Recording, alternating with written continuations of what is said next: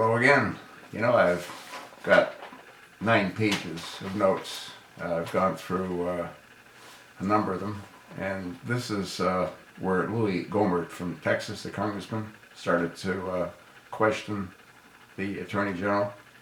And what he asked was, did she listen to the recording of the 3.5-hour interview that Hillary participated in with the FBI.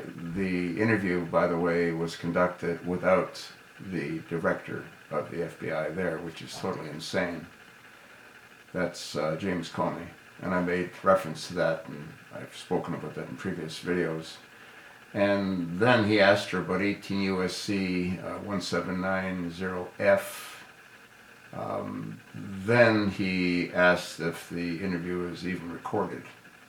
I guess initially he wasn't aware of that, and she didn't answer to that question. Then Gohmert said it sounds like it was just to check the box, and I'm sort of in agreement with that. Then it went to a whacked-out Democrat, Miss Karen Bass, out of California. The land of fruit and nuts. She wanted to talk about cell phone and cameras on police. She wanted to talk about live streaming. She talked about the worst examples of police brutality, and then she referred to what happened in Minnesota and Baton Rouge, Louisiana. And her focus was on the treatment of women, which again had nothing to do with what the meeting was all about. Then we had Jim Jordan, but before Jim Jordan spoke, the chairman that's running the committee said that it's obvious that the Attorney General is going to continue refusing to answer questions, which he thought was totally improper. Jim Jordan started off by asking, well, who made the decision that no charges were to be made?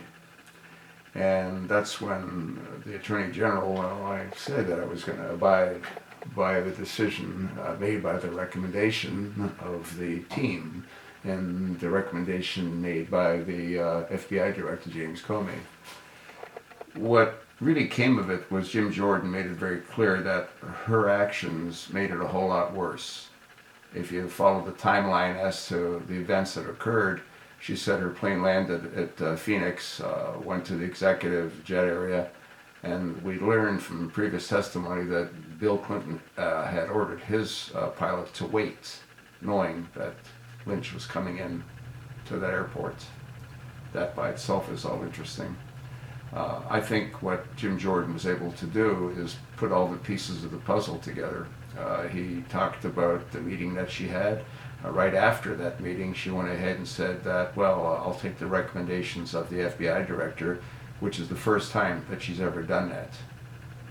And she pretty much admitted that she's done no review. She just went off of the recommendation from the team. And she said that the FBI Director James Comey was part of that team. Then it went to another whacked-out Democrat out of Louisiana. And he starts out by saying Rome is burning, blood on many American cities, and we're talking about emails. And then he flipped to the deaths of Alton Sterling and Philando Castile. I've got to go listen to what Jason Chaffetz is now saying, so I'll be back.